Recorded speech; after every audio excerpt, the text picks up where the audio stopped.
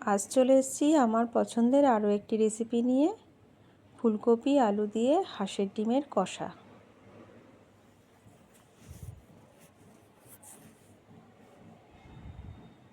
তো এর জন্য লেগেছে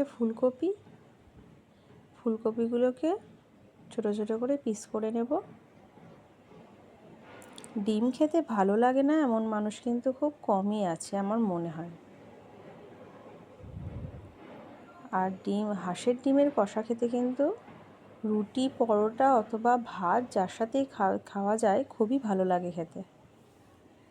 তো এরকমভাবে ছোট ছোট পিস করে নিয়েছি ফুলকপিগুলোকে। করে আমরা নুন গরম জলে একটুখানি ভাপিয়ে নেব। পুরোপুরি সিদ্ধ করব না, কারণ তরকারি করার সময় ফুলকপি তালে পুরো ঘেটে যাবে, খেতে ভালো লাগবে না। হাঁসের ডিমগুলোকে ছুরি দিয়ে একটুখানি চিড়ে নেব, যাতে ভাজার সময় ডিমগুলো ফেটে না যায়। আর নিয়ে নিয়েছি রসুন, আদা আর টমেটো, এটাকে একটা পেস্ট বানিয়ে নেব। এরপর সর্ষের তেলের মধ্যে ডিম আর ফুলকপিগুলোকে নুন হলুদ দিয়ে ভেজে তুলে নেব। একটু লাল লাল করেই ভেজেছি।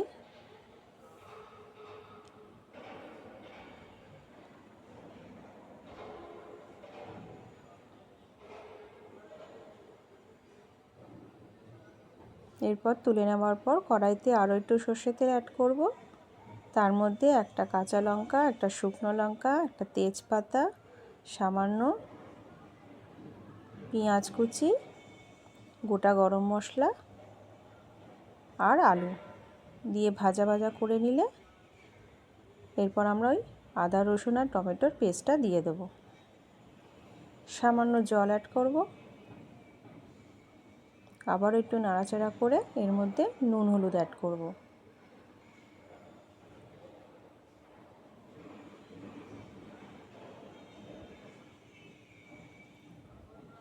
এরপর আমরা এটাকে ঢেকে রাখব কিছুক্ষণের জন্য। মশলা থেকে তেল ছাড়লে এর মধ্যে গোলমরিচ গুঁড়ো, জিরে গুঁড়ো, ধনে গুঁড়ো অ্যাড করব। হাঁসের ডিম আর ফুলকপিগুলোকে দিয়ে ভালো মতো নাড়াচাড়া করে গরম জল দিয়ে আমরা 1 মিনিটের জন্য এটাকে মিডিয়াম আঁচে ঢেকে রাখব। কষা কিন্তু প্রায় রেডি হয়ে গেছে। নামানোর আগে সামান্য গোলমরিচের গুঁড়ো আর গরম মশলা গুঁড়ো অ্যাড করব। হাঁসের ডিমের কষা কিন্তু রেডি।